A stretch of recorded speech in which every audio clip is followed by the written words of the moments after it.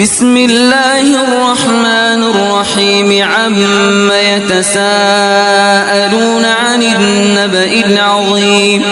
الذي هم فيه مختلفون كلا سيعلمون ثم كلا سيعلمون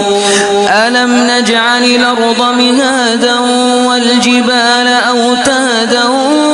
وخلقناكم أزواجا وجعلنا نومكم سباتا وجعلنا الليل لباسا وجعلنا النهار معاشا وبنينا فوقكم سبعا شدادا وجعلنا سراجا وهاجا وأنزلنا من المعصرات ماء ثجاجا لنخرج به حبا ونباتا وجنات ألفافا إن يوم الفصل كان ميقاتا يوم ينفخ في الصور فتاتون أفواجا وفتحت السماء فكانت أبوابا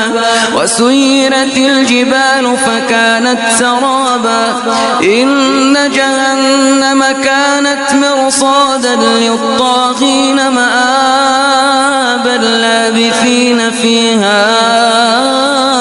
أحقابا لا يذوقون فيها بردا ولا شرابا إلا حميما وغساقا جزاء وفاقا إنهم كانوا لا يرجون حسابا وكذبوا بآياتنا كذابا وكل شيء أحصيناه كتابا فذوقوا فلن نزيدكم إلا عذابا إن للمتقين مفازا حدائق وأعنابا وكواعب أترابا وكأسا دهاقا لا يسمعون فيها لغوا ولا كذابا جزاء من ربك عطاء حسابا رب السماوات والأرض وما بينهما الرحمن لا يملكون منه خطابا يوم يقوم الروح والملائكة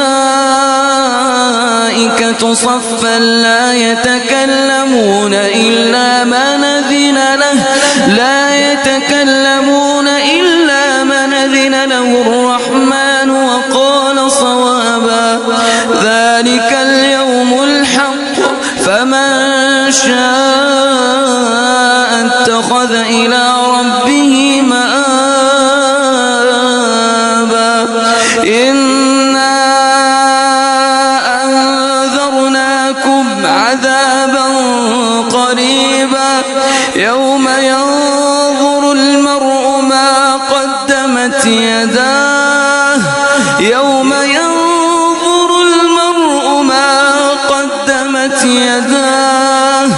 ويقول الكافر يا ليتني